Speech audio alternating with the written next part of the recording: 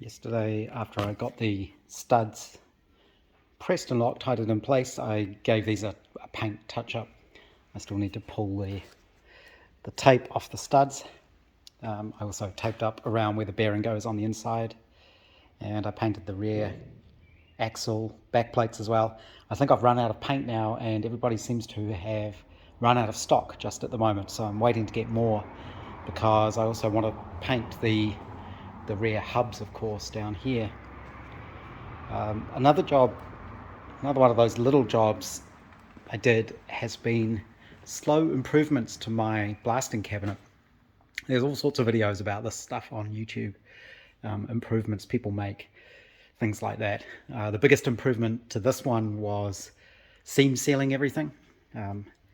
If you buy one, do that while you're putting it together, it's much easier.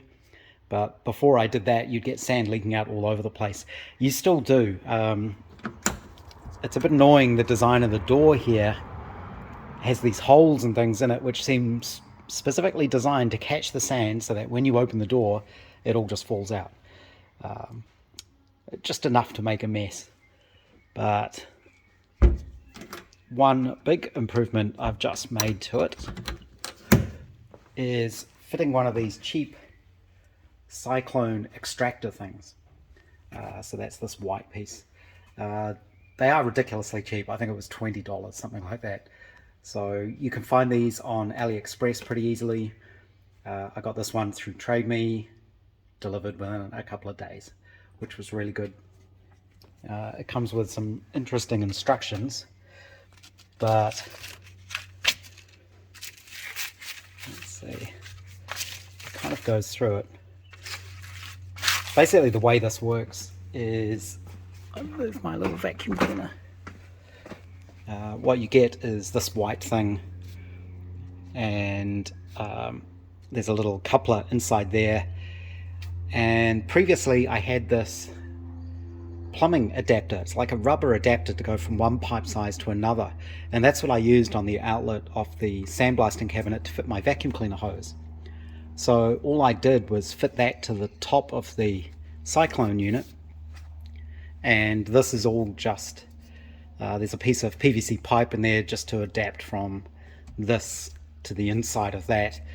I may try to come up with some silicone hose or rubber hose or something to make that a bit more permanent than just duct tape, but that's working perfectly at the moment. And then you need some sort of sealed container to pick up the dust. So I'm using one of these Systema. I think this one is a cracker container. They have all sorts of containers for various different things, and this was just a long thin cracker one. And the reason I use this is because of the quick releasing catches, and it actually works really well. I'm surprised at how much dust it picked up. That was just after doing a small test. But you need an airtight container, of course, because you need the suction from the vacuum to suck air through here, and it just creates the cyclone and drops all the dust to the bottom. So all I had to do was drill or cut a hole in the lid. There's 4 screws that hold it, and I also laser cut a 5mm EVA foam gasket to go in there, just to make sure it was all really airtight. And these containers have a seal, so they're airtight, and it might be a bit noisy, but if I switch on the vacuum, you should be able to see the cyclone effect.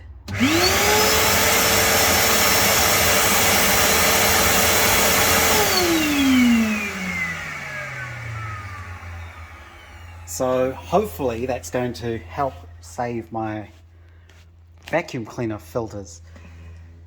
This is a bagless vacuum, but you can run a bag in it, but I find that it's just too difficult. The main problem being that looks like a fairly decent collection area to fit a bag in, until you realize most of it's taken up with the air filter. So what I do now is I tend to run it bagless, and I just make sure I clean the filter a lot. But this should really help with keeping the fine sandblasting grit dust out of the way and out of the air as well, because it's not too good to breathe it in. But the other thing I'm thinking of doing is, this does have a light. There is an internal light inside there, which isn't really very good. I did find you can light it from the outside. These were just little cheap $5 torches, and they actually work pretty well. A couple of those positioned up here, shining through the window, works way better than I thought. But these are running off AAA batteries, and it just burns through batteries, of course. So I actually have a 50-watt LED mains powered light on the way, and what I'm thinking is I might cut this, put another Perspex window in here, and put the light on there so it can shine in. The reason you don't want the light inside is because it gets frosted up by the grit, or else covered in dust, which is a bit annoying. The other improvement I've seen people do on these that's worth looking at is to make replacing the glass easier. You fit riv nuts into the cabinet, and then you sort of thumb screw things on here so that you can easily remove this plastic cover and replace the glass, because you replace the glass from the top. People, it seems like they get it comes with a sheet of glass and a sheet of Perspex over the top, and then plastic film that you stick onto the inside of the glass to stop it frosting up. But I think what people have found is better is to use the glass, because I think it's toughened glass, and they get new sheets of glass, 3mm thick cut, to be sacrificial on the inside. So that may be something else I look at as well. One of the things I've found is it works a lot better if you turn off all the external lighting, so you've only got the light shining on the inside, and you can see pretty well. The dust extractor really does work in terms of clearing away the blasting dust, so you can actually see what you're doing. So that was a really worthwhile modification. And the other one I'm looking at doing is replacing the suction gun, which just has a tube that goes into the sand, and it's supposed to sort of suck it up to a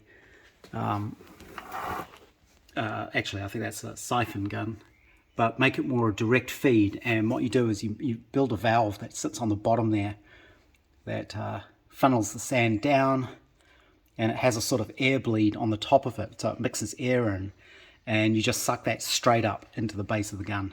Apparently that's supposed to work a lot better. So I have a random set of pipe fittings turning up, so I can give that a try. The good thing with that modification is if it doesn't work, you don't have to use it. You can just use the gun as standard. But obviously this has been a big help with cleaning up all sorts of old car parts and bits and pieces, and also various garden ornaments and things, like these things, which I now need to paint. This is one of the reasons I don't like powder coat on old car parts. So these are hanging basket brackets, I guess, and you can see they've been powder coated, and what happens is water gets underneath it and it just rusts on the inside there, and it's a bugger to remove. So I don't think blasting this would help. I wouldn't be able to blast that off. I am going to try sticking it in the acid bath and see if that helps and makes it easier to remove all the old powder coating. But I think the powder coat these days has got a lot better, but I still I don't trust it. The chap who respoke my wheels for me, and he does a lot of these, he said don't get them powder coated. He said that it cracks around the spokes, water will get inside and under them, and you just won't know until it's all rusted out.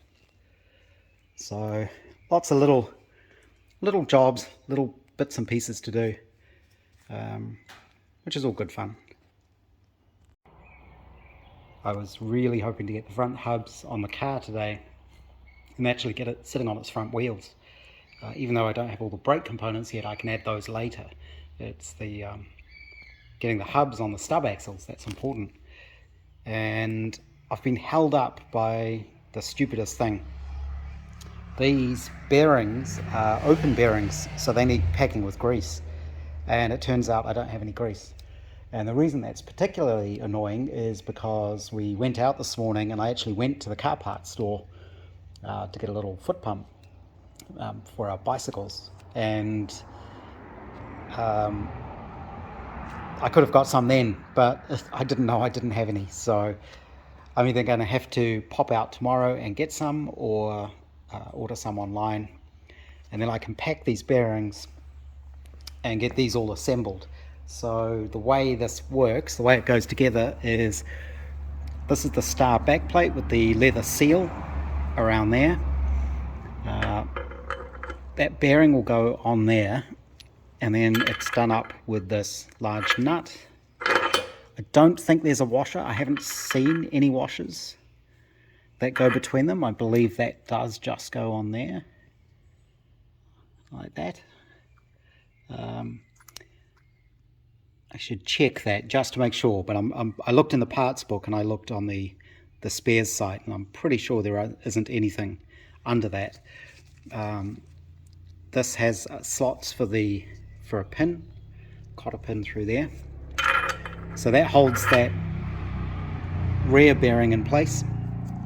And then the hub, making sure you've got the right hub on the right side, which is why I put the wheel nuts back on so I can't mess that up. The hub, this goes inside the hub. You push it through from the back, and then this smaller bearing will fit on there. It should seat on there. I don't really want to press anything home at the moment because it's quite hard to get them off. And then this whole thing then goes over those two bearings up against the back plate like that. And there's these 6 small bolts that go through to hold it. I'm pretty sure there are spring washers underneath these. That's something I should actually check as well. I've got those if I need them. And then this is the grease cap that goes in the end. That sort of gets pressed into the end. And I'd always wondered what this little hole was for on the side of the hub there. And it only just occurred to me before, when I was considering putting these on, that there's a little screw that goes in there to blank it off. But I assume what that's for is for when you want to re-grease the bearings. What you would end up doing is taking that out so that you can grease it through here, because otherwise there's nowhere for the grease to go, because it would be sealed. So I'm assuming that's what that's for. It's either that, or there's meant to be another grease nipple on there to grease the big bearing. Because the problem I've got is the smaller bearings are sealed, so you can't pump grease through there. It's just not going to go anywhere. So I don't actually need that grease nipple on the end there. So I'm wondering if I just need the one inside there. But again, you've got that problem, which is if you try to pump that full of grease, where's it going to go? It's going to leak out somewhere, and it'll probably be around the seal. I'm not sure if you can get sealed bearings. This is a 6406 bearing. Interestingly, it's actually a metric size bearing, I believe. So I think I'm just going to have to go with using modern grease and packing them really well, and that should be good for probably for the life of the car. Definitely for the life of me, I imagine.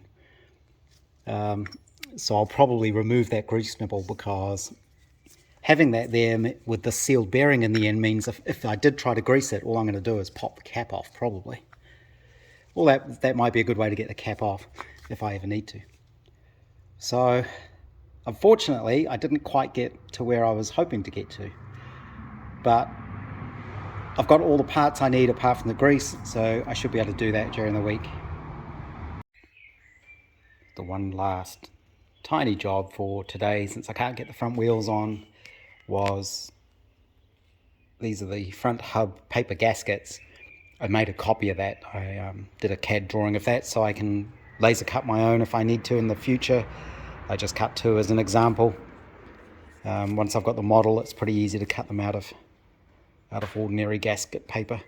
I'll sit those underneath something so that they end up becoming flat, I think. Since I'm waiting for various bits and pieces to arrive, I've ordered grease and a new brass hammer, and also the parts from the UK should be here soon, hopefully.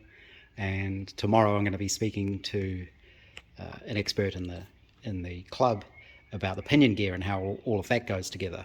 So I'm kind of waiting for a few things. In the meantime, I thought I would start looking at measuring the camshafts and figure out what they're doing.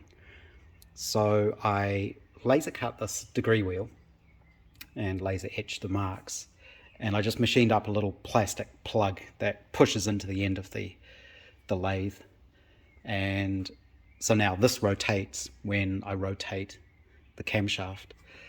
This is the inlet camshaft because it has a little drive dog on the end here, and there's a hole in the block, and I believe that's where the tachometer drive is taken out. So this one's the inlet, and this one is the exhaust. Because each cam is only doing one set of valves, the lobes are all going to be 90 degrees apart, and the firing order on the Riley 9 is 1, 2, 4, 3, and you can see that on the lobes. So this is 1 at the front of the engine, and you can see that comes up first, then 2 next to it, and then 4 back here, and then 3 there. So what I'm going to do is I can use the degree wheel and the dial indicator to figure out the angles at which these start lifting, and I guess from that work out the duration on the cam. That's the plan. I've been reading up about this a little bit, and I'm still a little bit vague on it, but I figure it'll make sense once I actually start playing with it and seeing how it works. One of the discussions is around what do you take the start of lift as. So if we move this over, if that's the back of the cam there, and I zero that, there has to be a point at which you start saying the valve is now lifting, when it starts going up the ramp on the cam. And I've seen various numbers for what value you should start measuring from, but I think the number I've seen is 10 thou. So you would say it's starting to lift about there. And so I should be able to read off on my degree wheel how many degrees of lift there is on each one, or over what rotation is the valve lifting, and figure out the profile, I guess. Like I say, I'm still learning about all this, so figuring out exactly how you do it.